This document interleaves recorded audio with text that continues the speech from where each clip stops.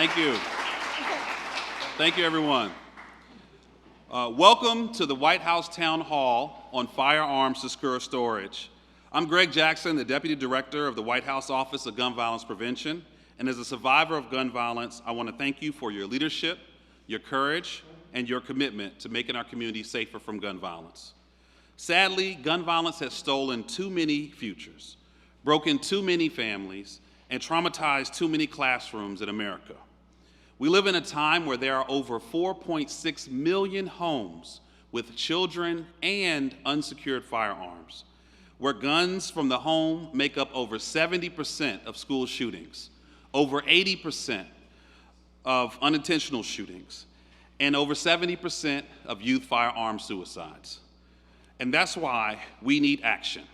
We need leadership, but most importantly, we need champions. And so I'm proud to introduce a major champion in the fight to keep our kids safe, an educator, a doctor, but most of all, our First Lady of the United States, Dr. Jill Biden. Thank you.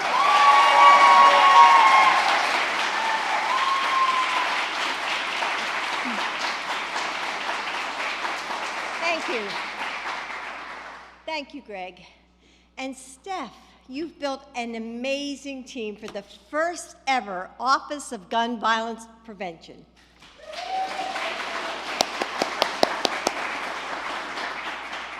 I know that working on this issue is not easy, but this team's commitment never wavers, and we all are so grateful for everything that you do. Ava Olson from Townville, South Carolina, is 13, but her friend Jacob will always be 6. Ava will try out different clothing trends and learn how to drive. She'll have crushes and graduate from high school.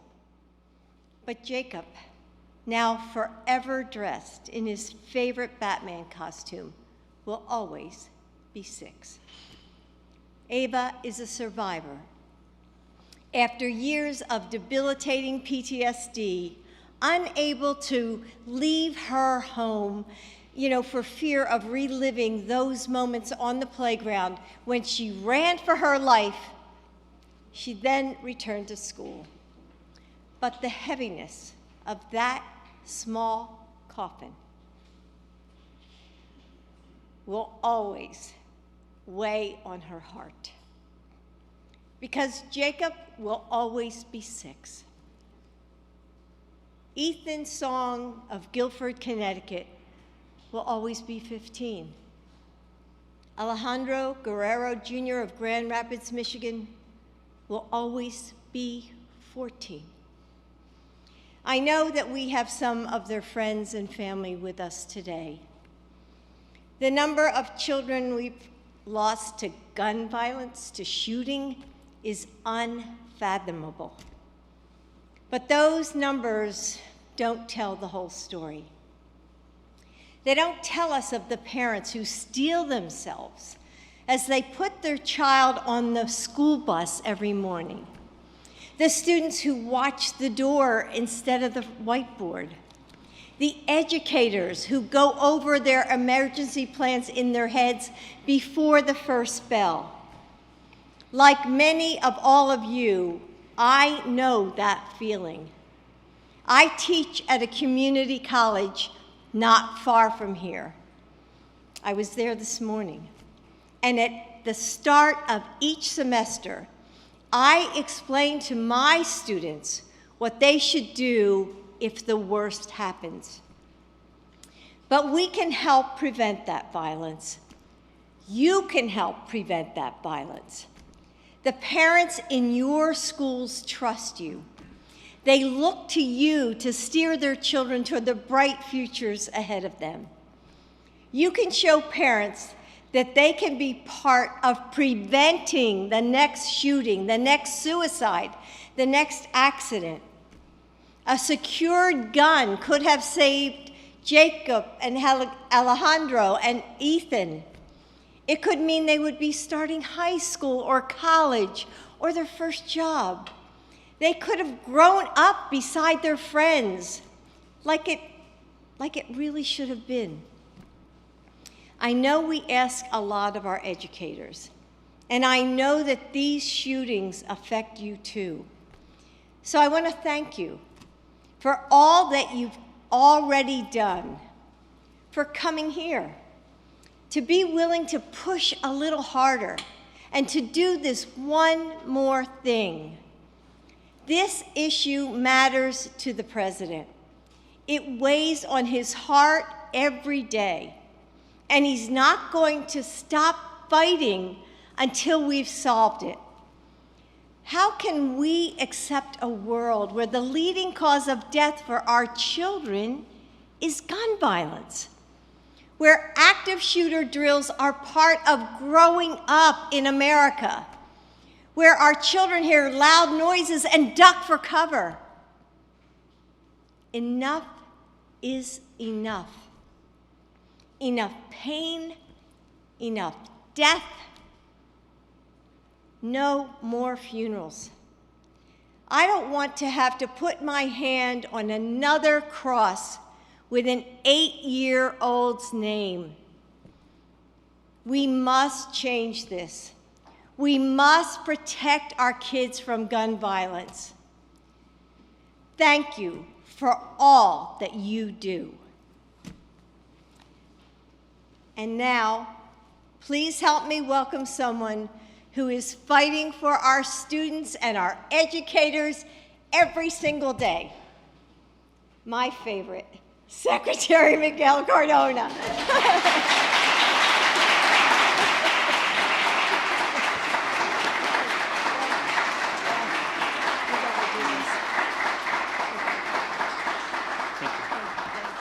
Thank you, everybody. Our First Lady.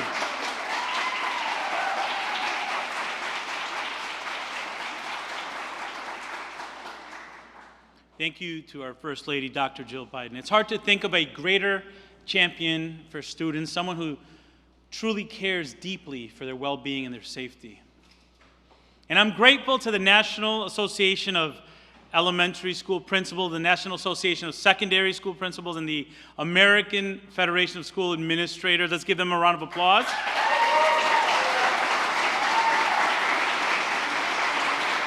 And all of the school principals here for taking time to join this important conversation. I got to say, principals, that is the best job in education. I'm a little biased.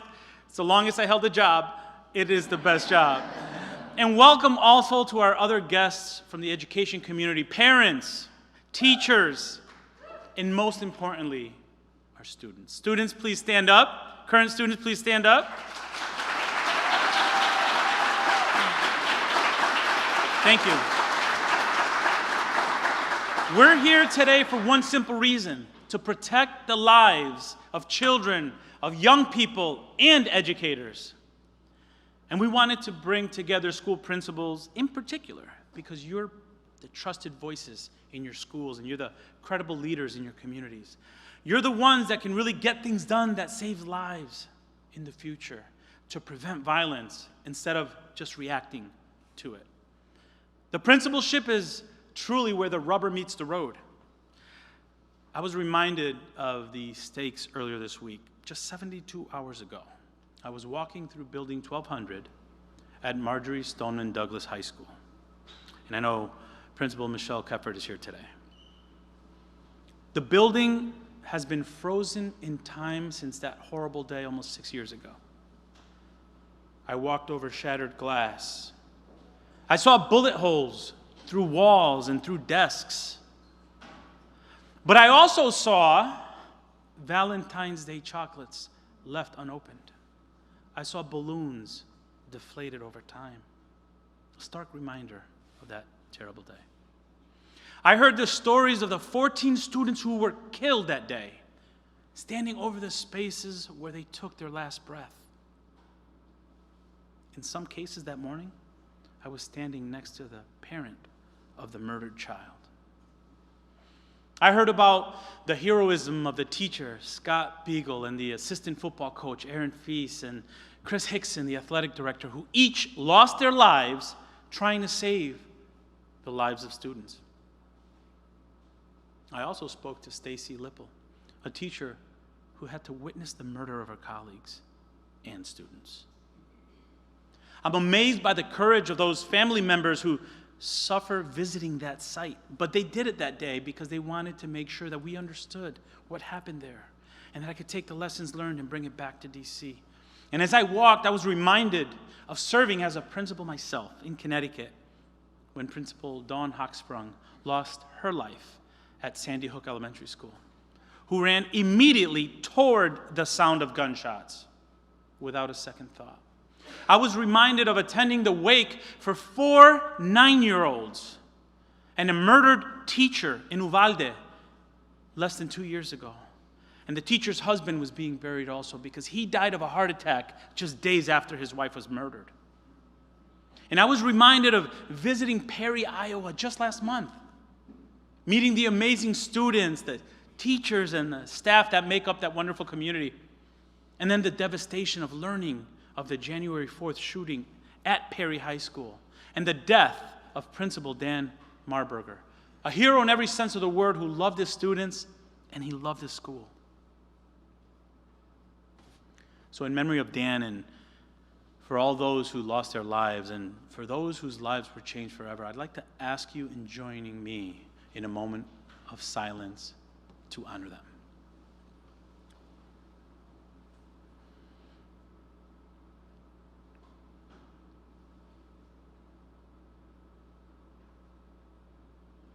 Thank you. As we recognize them today, let's also be clear. We don't honor their memory with complacency. We don't honor their memory with thoughts and prayers. We don't honor their memory by praising their heroism only to turn around and fight to protect assault weapons over the lives of children. We don't honor their memory by putting all the burden on principals to secure their schools and educators to be frontline defenders, despite the fact that no school lock is a match for an AR-15.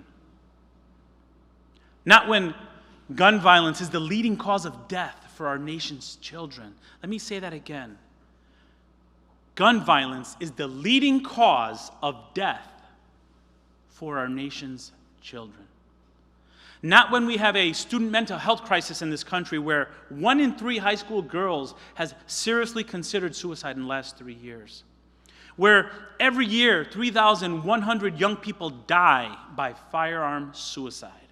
A crisis that can only get worse with the threats of trauma of gun violence. This is going to demand action on every front, and it bears repeating. We're here to protect the lives of children. We need all hands on deck. And if we do only what we've done, we're going to get the same results we've gotten. We must all step up. We're talking about, today what we're talking about is safe firearm storage. That's one strategy in a whole suite of strategies that we must pursue. Real gun control, banning assault weapons, investing in mental health, and smart prevention measures.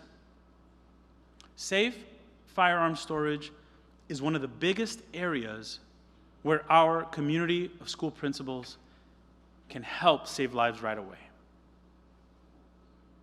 We know that between 70 to 90% of guns used in youth suicides, unintentional shootings among children, and school shootings perpetrated by shooters under the age of 18 are acquired from the home or the homes of relatives or friends.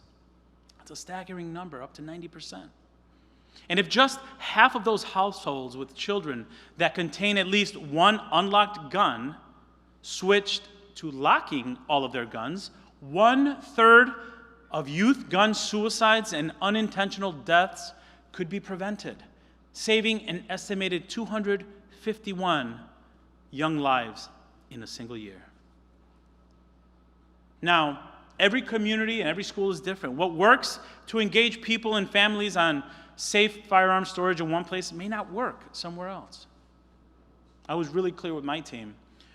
We cannot and we will not come to school principal with a one-size-fits-all prescription and unrealistic expectations. Look, I was a school principal myself. I know how it can feel. You know, here we go, just another thing now that we have to do. all in spite of all the mouths you have to feed as principal, all the tasks that you have, all the pressures that you have, often without recognition of what you do right, and a lot of blame when things don't go well. But I also know this. As school principals, you have a unique ability to communicate with your school community, especially parents, in a way that's effective and credible. You know what works. Principals, you are the trusted leader in your community, and you are the messenger. And you have the leverage, not only to reach parents, but to go to community leaders like the mayor or the police chief and really make a case for what will make your school safer. A bit later, we'll be hearing from the experts who will give you a sense of the resources and strategies that may help you do this in your school and in your community. Look, I know there are so many demands on you as school principals. You know, the First Lady said it, the pressures that you have on you. But the fact is, every day, school principals across the country are thinking about their emergency plans and are thinking about the safety, thinking about how to make their buildings safer. If together, collectively, if we're not prioritizing saving the lives of children in our schools and creating a stronger sense of safety for them, we can't expect them to be able to move the needle on reading or math or all the other things that are so crucial to their education. And as much as I'm speaking to you today as the Secretary of Education and a fellow school principal, I'm also speaking to you as a father of a high schooler and a student in college. I'm speaking to you as a husband whose wife walks into a school every single day. I want the same for my own family that I want for every family in this country, to know that our loved ones are safe. This is about protecting lives. It's about preventing the unthinkable. There's nothing more important. So let's get to work together. Thank you.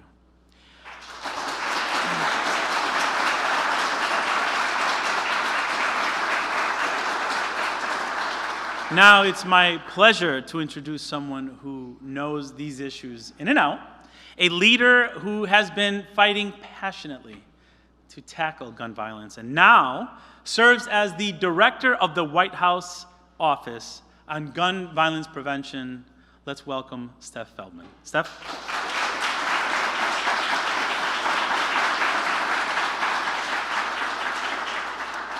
Good afternoon. Thank you, Secretary Cardona, for dedicating your leadership and voice as both a former principal and, of course, as the current U.S. Secretary of Education, and lending your voice to our shared mission of reducing gun violence and saving lives. President Biden and Vice President Harris have made historic progress to reduce gun violence. President Biden signed into law the most significant gun safety legislation in nearly 30 years, the Bipartisan Safer Communities Act.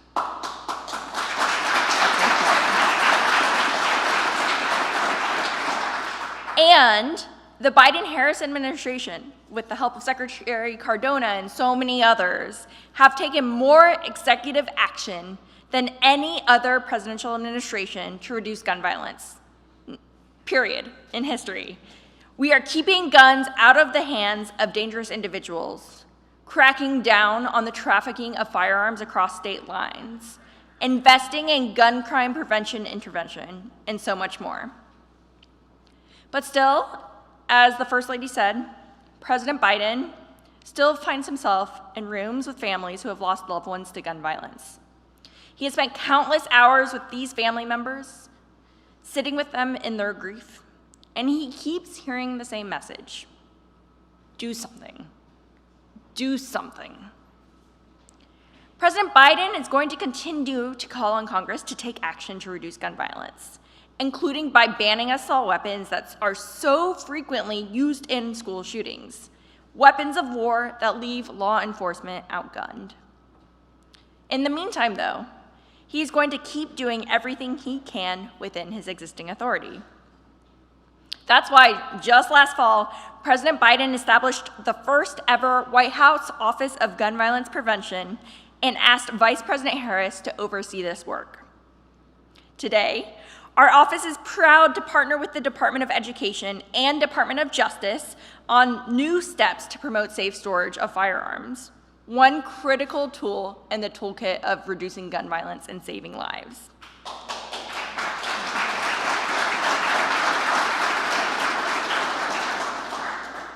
So as the First Lady and Secretary Cardona expressed so effectively, you as principals, here in person and online, you are trusted voices in your communities.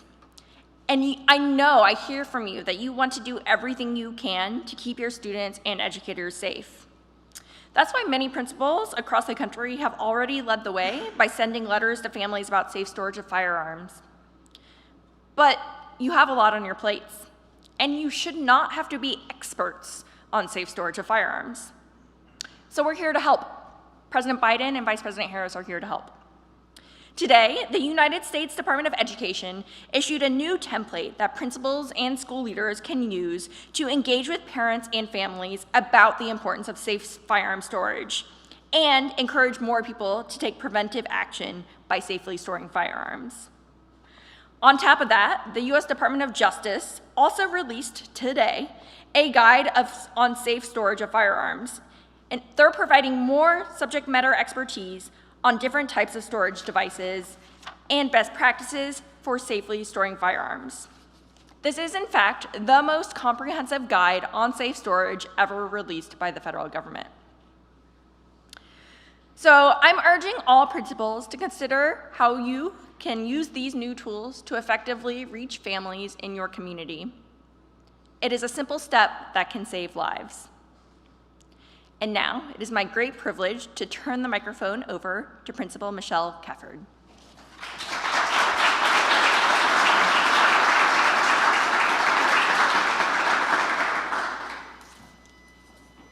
Good afternoon, everyone. It is truly an honor to be here with you today. I would like to thank the White House staff, as well as the Department of Education, for this invitation to speak to you today about the collective need to do more to protect our K-12 schools, reduce and prevent gun violence, and to aid in the recovery for those who have unfortunately already suffered tragic shootings. I'd like to take an opportunity to sincerely thank Secretary Cardona and your staff for visiting my campus just this week to witness firsthand the atrocities that happen as a result of gun violence on a school campus. So thank you. My name is Michelle Kefford. I'm the proud principal of Marjorie Stoneman Douglas High School in Parkland, Florida. Stoneman Douglas is a very special place for me, not only because I have the privilege of leading the school, but because I started my career there almost 25 years ago as a teacher of biology, where I served students for 6 years. Both of my children are Stoneman Douglas Eagles. My oldest graduated in 2022, and my youngest is with me as a sophomore. A year after the horrific mass shooting that occurred on our campus in 2018, I was asked to come back home to Stoneman Douglas to lead the school in its continuous recovery efforts that are still very real and very active today. I think it's important for you to know that in addition to being Stoneman Douglas's principal, I am also a resident of the city of Parkland. I experienced the horrific shooting as a community member alongside my neighbors and my fellow Parklanders. But I also experienced this tragedy as a parent, as a mother who received a panicked text from her then 8th grade son. There's a code red at school, Mom, and it's not a drill. A son whose portable classroom was just steps away from where 17 were horrifically murdered and 17 others injured. He was locked in a portable classroom with students from Stoneman Douglas that his teacher had pulled into safety. Students who witnessed firsthand the horrors of the shooter. Nothing is more terrifying to a parent than their child being in a situation that is life or death. Although it's been almost 6 years since the most horrific day in our school's history, the impacts of this tragedy are still very real today. It affects our whole school community very profoundly, and our recovery efforts are still actively underway. In addition to serving as a principal, I am also a former National Association of Secondary School Principals, NASSP, State Principal of the Year, as well as a former NASSP National Principal of the Year finalist. I am also a member of the NASSP Principal Recovery Network, a club no one wants to be a part of. The Principal Recovery Network, or PRN, as we refer to ourselves, is made up of 21 current as well as former school principals who, like me, suffered a shooting on their school campus or assumed leadership after a shooting to lead the long and arduous road to recovery. The group was founded by NASSP with the help of Frank DeAngelis, the former principal of Columbine High School. He had been doing this work alone since 1999 and brought us together to do the work collectively. The PRN includes principals of Sandy Hook, Chardon, Aztec, but also includes principals of schools where the tragedy didn't grab nonstop national media attention. Forest, West Liberty, Salem, Harrisburg. These are just some of our PRN member schools that may not ring in your mind as acutely as Stoneman Douglas or Sandy Hook, because the coverage of the shooting was not national and nonstop. But they represent the hundreds of school shootings and the tens of thousands of community members who have been impacted and affected over the past few decades. Each of these tragedies leaves an immense amount of trauma and a scar that never fully heals on the entire school community and neighboring cities. Several PRN members were themselves shot in their tragedies. Still, despite the trauma, this heroic group of leaders reaches out to every single school that suffers a school shooting and offers advice, guidance, and support to the principal and the district on best practices for recovery. We work closely with the Department of Education to coordinate outreach efforts, as well as with the Department of Homeland Security's Cybersecurity, Infrastructure, and Safety Agency to advise on their excellent suite of school safety products and resources. We have produced the PRN Guide to Recovery that we released last August at an event at the Columbine Memorial in Colorado. The guide is a collection of our lived experiences, our strategies and interventions that help to serve as counsel for school leaders who face the unimaginable. The guide can be found, it's free to download, nassp.org/PRN. I encourage every school leader to please access a copy. There is no course in our principal certification programs that instructs us on how to navigate the aftermath of a mass shooting. So we were forced to create our own resources. Sadly, the PRN's work to care for and support fellow educators, staff, and precious students has become devastatingly frequent in recent years. In 2023, there were at least 346 incidents of gunfire on school grounds in this country. That's according to the K-12 school shooting database. That is the most ever recorded. 249 students and educators were either killed or wounded in these tragedies. Although we often only hear about the most horrific incidents, we are averaging with those numbers a school shooting almost every day. Almost every day. And with so many shootings, there is simply not enough state or federal prevention and recovery funding and resources to go around for all of these shattered schools. If safety in school is not prioritized, how will educators remain in this profession, especially as we face a growing nationwide educator shortage? How will students focus on meaningful and impactful learning? As a member of the NASSP PRN, we come together out of necessity and a shared life mission and a commitment to make a difference. We implore you all to help us work together as a country to enact solutions. We have to do more as school principals now than ever to keep our buildings safe and to help our parents keep their children safe. There's more our elected leaders can do to give schools the needed, critical preventative resources and to enact policies necessary to protect students and our staff. The time to act is now, and to spread the word about what's already working and how we can implement more in schools across the country so that we ensure we are supporting as many communities and as many schools as possible. Thank you.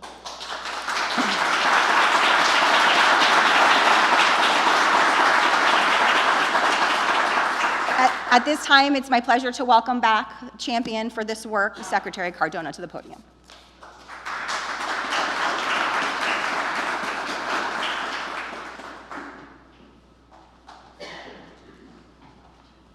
Thank you. I'm going to invite a colleague who's going to be making some remarks from the ATF. I'll let him introduce himself.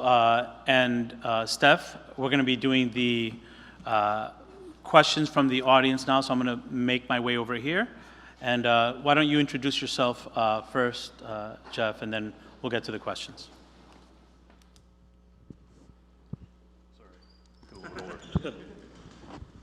This is on. Good afternoon, everyone, and thank you for allowing me to be here for this very important meeting. My name is Jeffrey Matthews, and I'm currently a Deputy Assistant Director with the Bureau of Alcohol, Tobacco, and Firearms and Explosives for the Department of Justice. Jeff, why don't we do this right? Why don't you take the podium, and do your remarks from over there, and then we'll do the questions after. Okay? Perfect, thank you.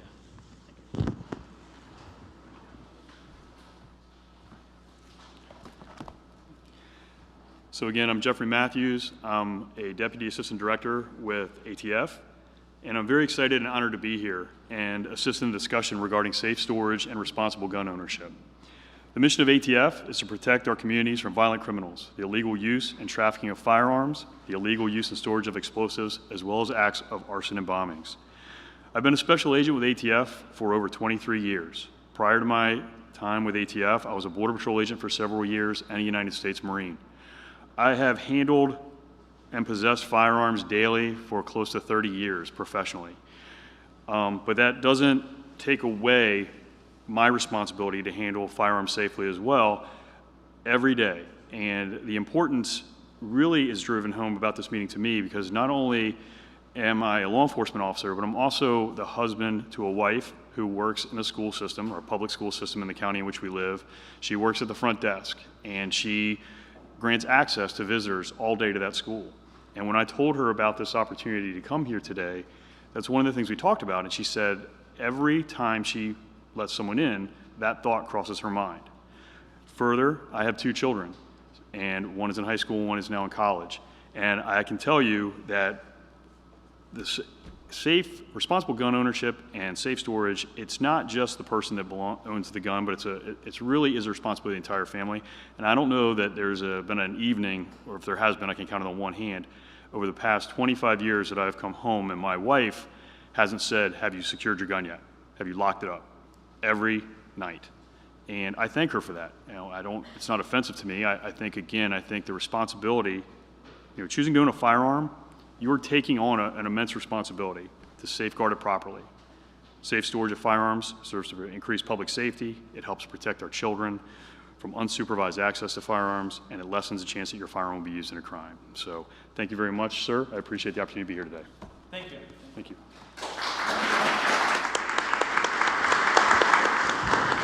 You know, everyone knows someone that works in a school, and people sometimes say, well, schools have so much responsibility and principals have so much responsibility. I'm joined here by Deputy Secretary Cindy Martin, who is a superintendent, a school principal.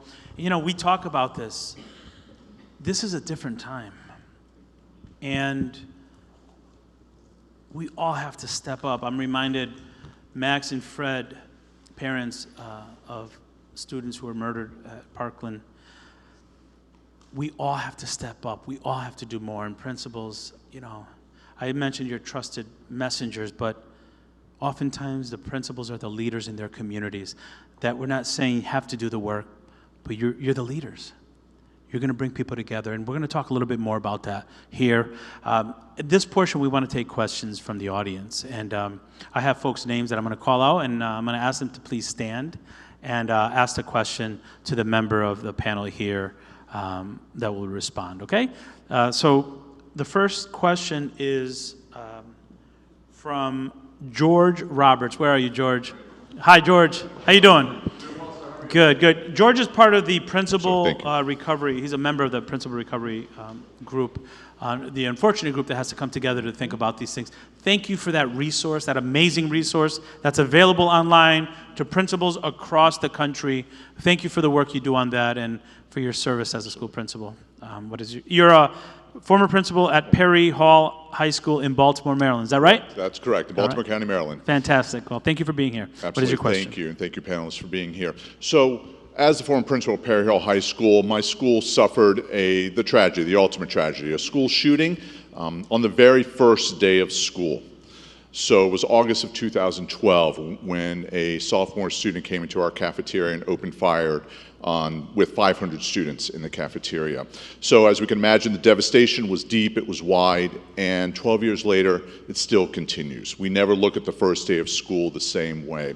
So my question really is around what can the federal government continue to do, what does it do, and what can it continue to do in the short, mid, and really in our case, the long term, when it comes to fiscal solutions in the immediate, but also the mental health, the social emotional support that communities like mine and really all of the school communities that suffer these shootings can benefit from the federal government. Thanks for that question. Absolutely. I said earlier, Cindy and I both, we come into this role as not only parents, but as educators and school principals. First and foremost, at the federal level, we need to be present and I need to speak up. She needs to speak up. We're asking principals to do something that 10 years ago, maybe we didn't ask principals. I'm not asking principals to do something that I'm not willing to do myself as a Secretary of Education. I spent more time in the last 3 months supporting violence prevention efforts, visiting schools, speaking to family members of those who were gunned down, because it's important and I have a platform and I'm going to use it to say I have to do more. You heard about the Bipartisan Safer Communities Act, right?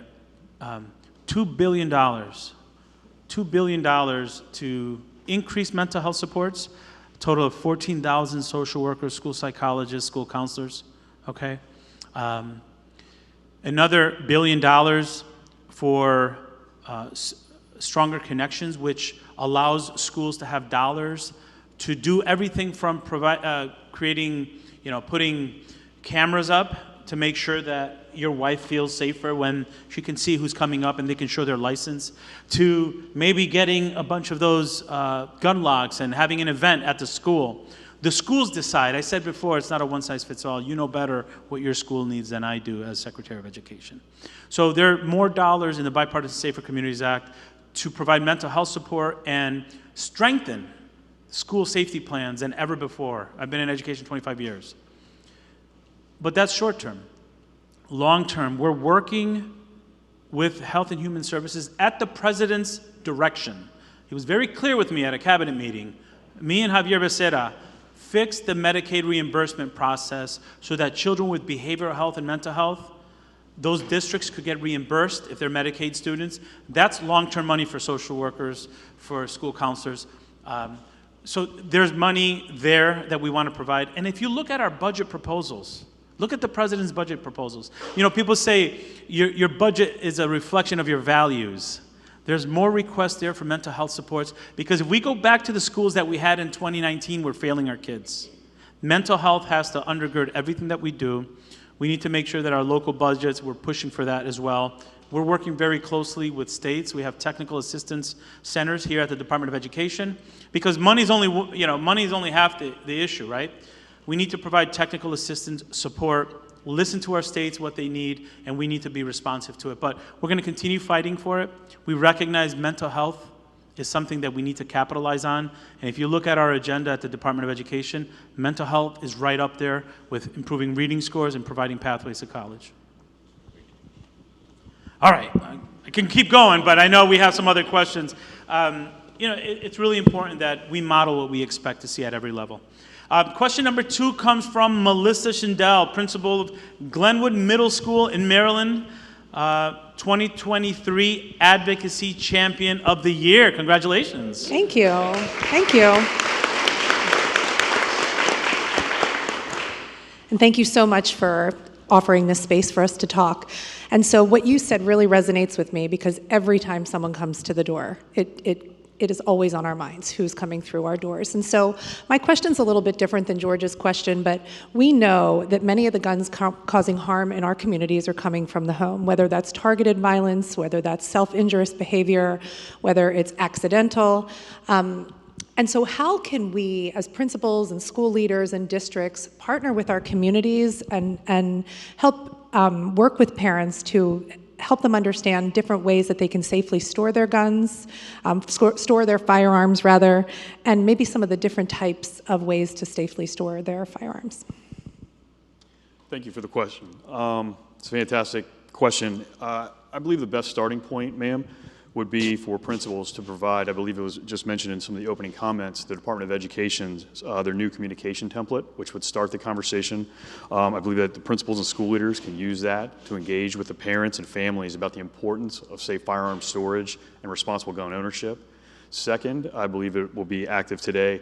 I would recommend DOJ has a safe firearm storage brochure as well. That's close to 13 to 14 pages, and it has outstanding best practices and procedures to safely storing firearms in the home. That would be the first part of your question as to what the community should know. I think that this is one of the things as well, as principals, you guys are uniquely positioned to have a platform to talk to your parents to impart the safely storing firearms. It's crucial to preventing risks of unintentional death, injury, and the loss of firearms in the community. And I don't think that nearly almost all firearm accidents in the home, I believe, are preventable if people are responsible gun owners and simply secure their firearm away. We were talking about it a little bit earlier today. Just several days ago, a 3-year-old child in this country found an unsecured firearm and shot and killed a 2-year-old sibling. We can go on and on with those stories. And I do feel very strongly that a lot of that is preventable. I think that DOJ has done a fantastic job coming up with a safe storage guide, as well as the Department of Education getting behind that effort and with a template that's going out for you as well. I do have a couple of things that I brought with me to show today to show you just really how easy it kind of can be. If you have to have access to your firearm, a loaded firearm in your house, there are some options to it. So I brought 3 things here. I brought a cable lock, which quickly affixes to a firearm, usually through the barrel or through the action of the weapon. And I also brought a trigger lock as well. This kind of affixes and prevents the functioning of the trigger. And really, these 2 items are good, especially if there are young children in the house, because it does prevent and deter unauthorized use of the weapon.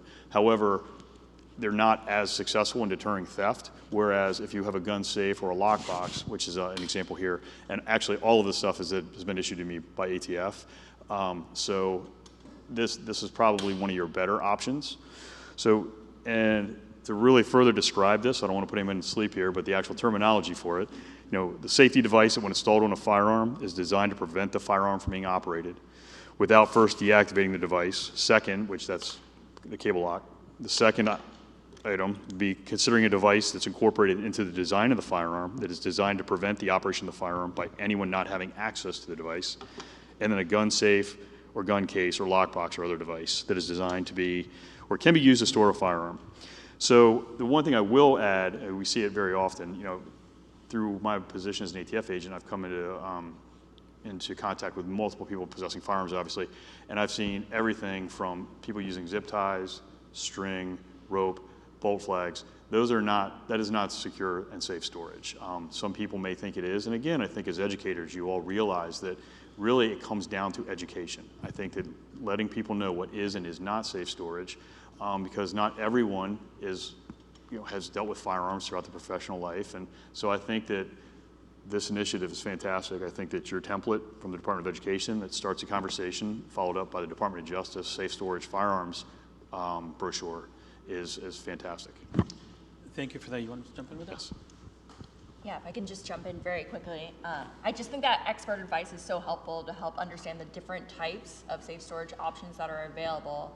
That if you have a toddler you're trying to prevent from getting a gun, you might want to use a different type of safe storage than if you have a 17-year-old who's a little more advanced and might be able to break through this cable lock. You might need a different tool. And that's something you shouldn't have to know as principals, which is why I'm so grateful to the Department of Justice for putting out that information. And then the last thing, just really quickly, I want to say is I want everyone to know that the President is calling on Congress to enact legislation requiring all gun owners to safely store their firearms.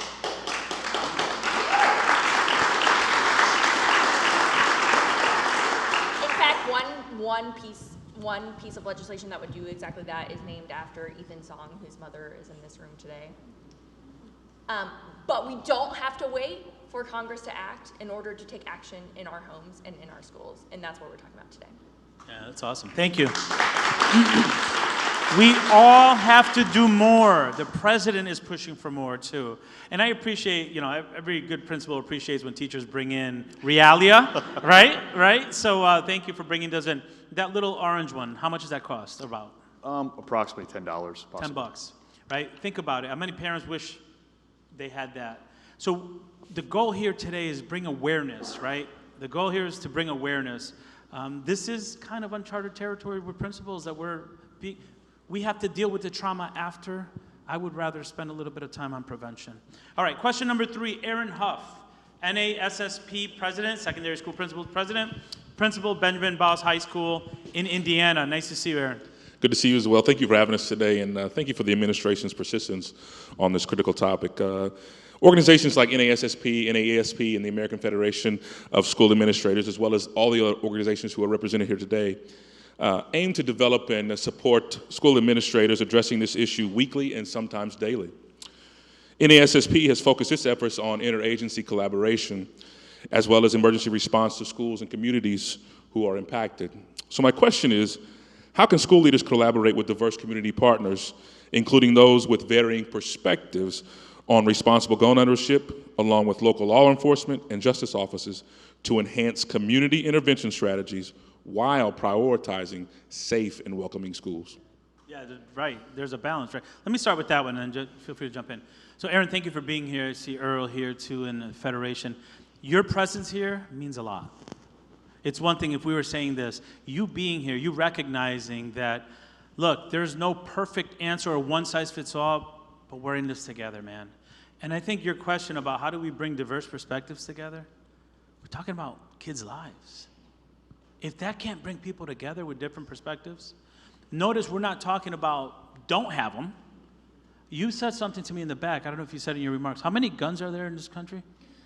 Estimated in excess of 400 million. 400 million. That's more than the population of our country. So what we're saying is just keep them safe. So this is why I think principals are critical, right? Look, people know their school teacher, they know their school principal, they love their schools. I'm not saying that principals need to lead this themselves. I'm saying you're the trusted people in the community. You talk about diverse stakeholders. This is not a red or blue issue. This is a kid issue, right? When I was a school principal, we had a lot of different perspectives in there. But at the end of the day, I knew that I could bring parents together, and they trusted that I was looking out for their kid. So maybe school principals could partner with the PTA president, with the police chief, in different communities, church elders, right? The pastors in some communities, bring them together on a shared message. This is not about judging. Judgment-free conversations about how to keep kids safe. We've, in this country, normalized, and rightfully so, the accessibility of Narcan. We should be doing the same thing with this stuff. How many kids? 3,100? I said the number, I think it's suicide. We should be normalizing, and how better to do that than for principals to lead that charge, to say, I'm going to bring together parents, I'm going to bring together community, church members, law enforcement, and create a culture where this is normal. You know how we talked a lot in the last several years about destigmatizing mental health? Let's destigmatize this conversation. And again, we have strategies. And thank you, Jeff, for mentioning the template. This morning, I sent to principals across the country a template, or a Dear Colleague letter, and it has attached to it a template. Change it up, make it your own, and start that conversation. Check in with the police chief, law enforcement, to say, hey, look, I want to do something. Whether it's in a building or in a community center, let's work together on this. I'll get the parents there. It has to be judgment-free so we don't make people feel uncomfortable going. And you know what? I'll be honest with you, Aaron, you know this. Principals learn best from principals. I bet you, if we were to poll people in the room, the smartest person in the room is always the room itself, right? You have great ideas. Maybe some of the principals in your network have done things like this already. So for me, it's about opening that door to the conversation. You don't have to do all the work, but because you're a trusted leader, bringing together, and I appreciate the word diverse perspectives. This is not a red or blue issue, man. This is a kid issue. And I think if we keep kids at the center, we're going to be more successful. Thanks for that question. Anyone else want to answer on that? All right, question number 4. Naya McCants, principal of Early College School at Delaware State University. Welcome. Hello and good afternoon. Thank you for having me. I am the proud principal of Early College School at Delaware State University, located in Dover, Delaware. And I'm also a member of the National Association of Secondary School Principals, serving and representing my proud state of Delaware. As Michelle Kefford had stated, and as the part of the Principal Recovery Network, we share powerful stories, recommendations, and valuable lessons learned lived through these tragedies that we're all talking about today. One of the goals is to harness lessons learned from the tragedies and turn towards prevention before they happen. So we appreciate the White House and with the Office of Gun Violence Prevention, the initiatives that we're currently pursuing. So my question is twofold. What role do you see for the leaders who have already experienced a school shooting? And also, how can we harness the lessons learned from tragedy and turn towards prevention? Thank you. Thank you so much for being a part of this conversation, and I know especially for you and other principals. Can you hear me now? Okay, great. I know for you and so many other principals in this room who have experienced gun violence in your school setting, it can be tough to come into this conversation and to bring yourself back to that moment. And so I just really am grateful that you, as the president would say, you are turning your pain into purpose in order to prevent others from having to experience that. We here in the Office of Gun Violence Prevention, I want this to be a two-way conversation in the months ahead regarding what we can do to better support you in your efforts to reduce gun violence and respond to gun violence. The fact that you already, as an association, have pulled together your lessons learned is vital in the work we're doing as the White House Office of Gun Violence Prevention. In fact, one of the key responsibilities that President Biden and Vice President Harris tasked my office with is thinking about how we better coordinate federal support for communities impacted by gun violence when it happens. We know that the FBI, ATF, will often go to the scene after a mass shooting happens.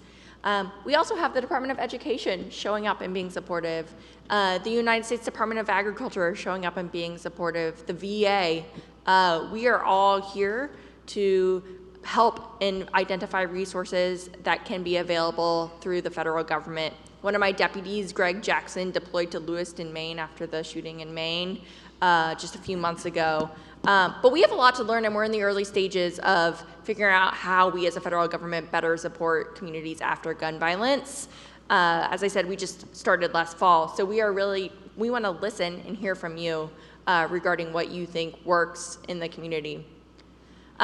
When you talk about how do we move from response to prevention, what that makes me think of is one father who lost his daughter in Parkland has told me, I am so sad that I started in this fight after I lost my child.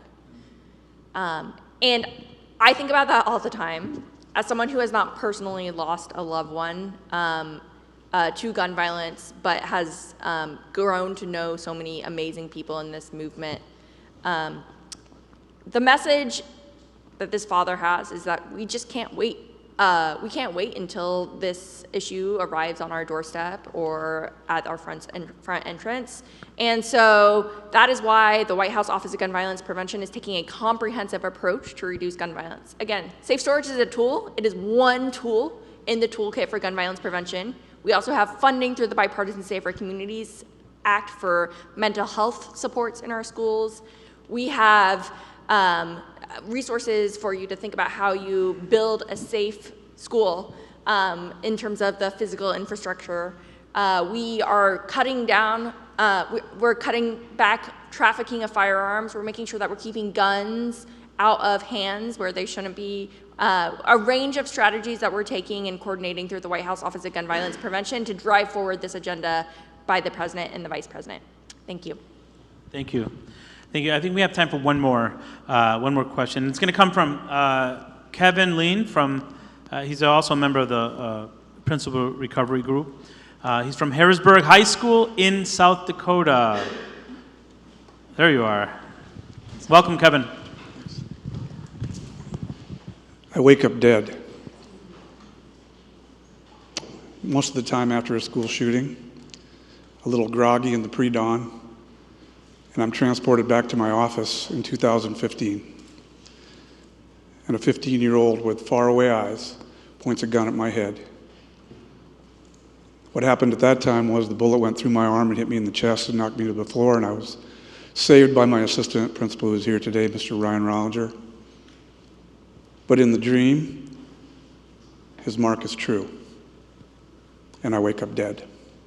Just like my colleague from Perry, Mr. Marburger, in that instant, taken away, a brother, a husband, a father, a teacher, a coach, and a friend. All because we were just doing our job. You know, for a long time I've struggled. I live in this country. I'm realistic. I understand that maybe there's got to be a middle ground if we want to make progress.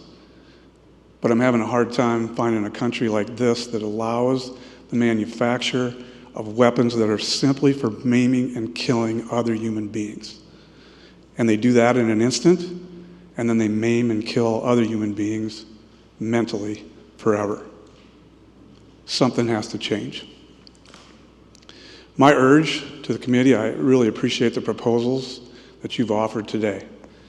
I hope there's a intentionality of maybe in local communities finding those experts and those leaders, and within that template, making sure those trusted people can zealously educate on gun safety, educate on accountability and responsibility, and take away, you know, like that 15-year-old with the faraway eyes, opportunity meeting motive and potential.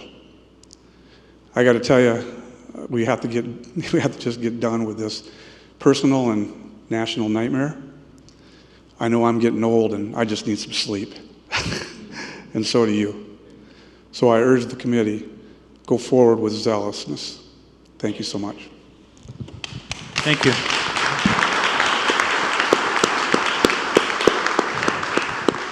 I always am amazed, those who have experienced this personally, how the courage and strength that they have to continue to fight. We owe you action. We owe you action. Any reflections from the panel on his remarks?